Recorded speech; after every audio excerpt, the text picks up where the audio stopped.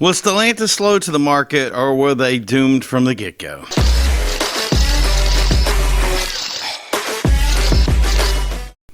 Hey everybody, welcome back to Carside Chat. I am your host, VIPPrimo, and it has been a while, but I have been busy running a car club and doing some other stuff, trying to catch up with an algorithm that for some reason seems to think that I need to do way too much work, and I am just one person. So being the president of a club, being a person that puts together the stuff I do and runs the businesses that I have, it's very difficult for me to do these. So I'm trying to do my best to get you guys out some good content, at the same time being able to put some long form stuff out there for some of these other projects that are going on. And I'm going to let you know what I've been doing down the road here, but I want to get kind of it out of the way.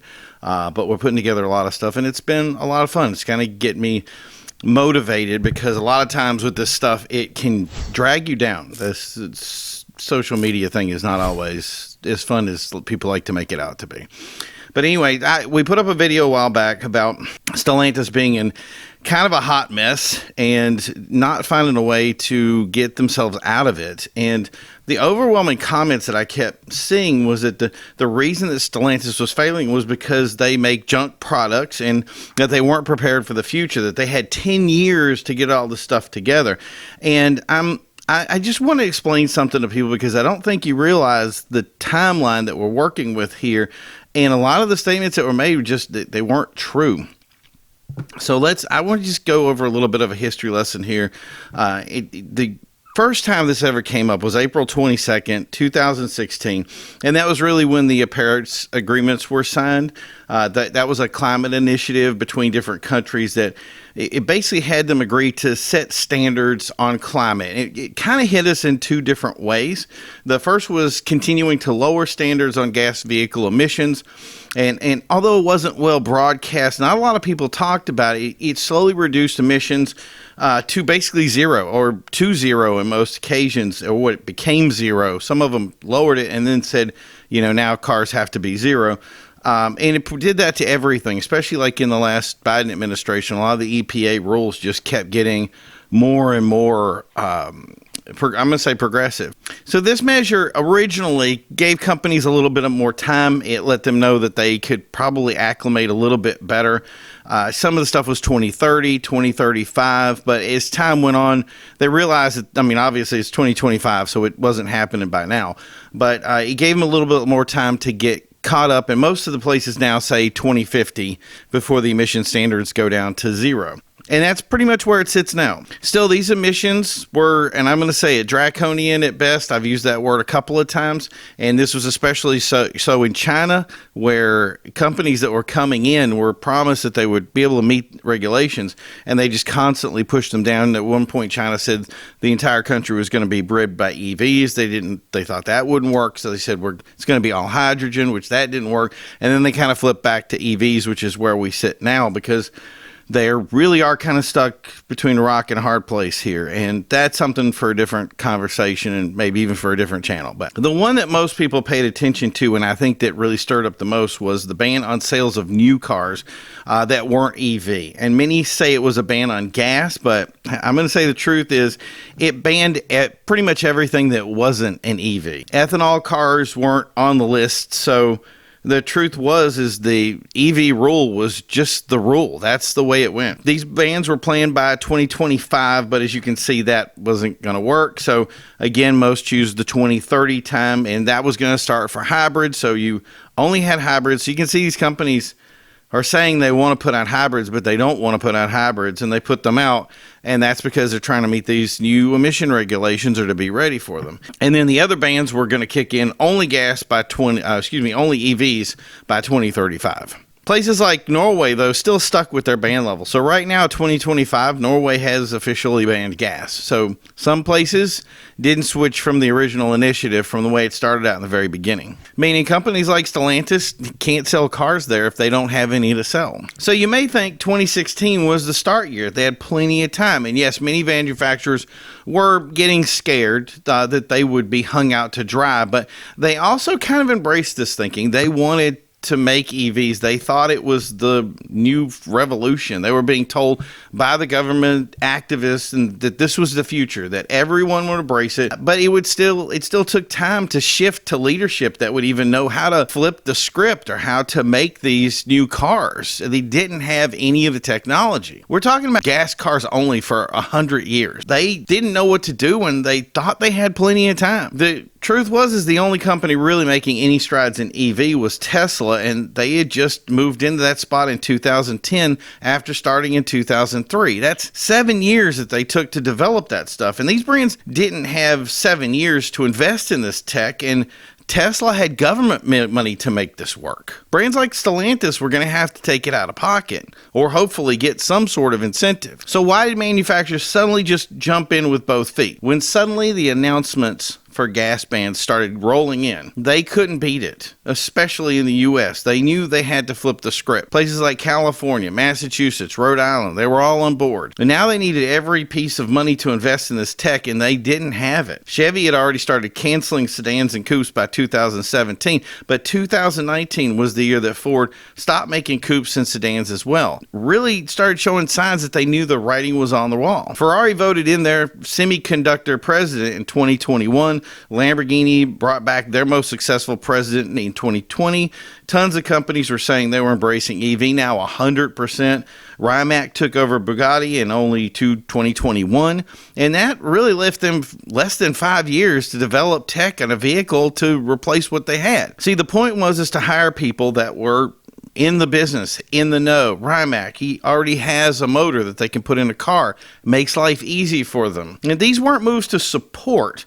They were moves of desperation. I knew a bunch of them that said basically behind closed doors that EVs weren't going to sell, and they knew it. So let's get to Stellantis. It suddenly had tons of time. They were founded in January 16th of 2021, and there's a good reason why it happened. They had leadership that wanted to go all EV. They had spent $406 million across 3 brands with a plan to spend $35.5 billion total. They even received a $7 billion building plan from the government to open factories that would start building these things. That means that all these companies had at most 4 to 5 years to design and build, tool, all that stuff, a new car that was going to be functional and was going to fit into warranty plans. Not for the bans in 2035, but because the emission regulations were already so restrictive, the only option they had was to go all in. So let's look at the time to do that. Typically, a new car takes 5 to 6 years to tool and design to make it something that can even go down an assembly line. But you're forgetting they aren't just building a new car.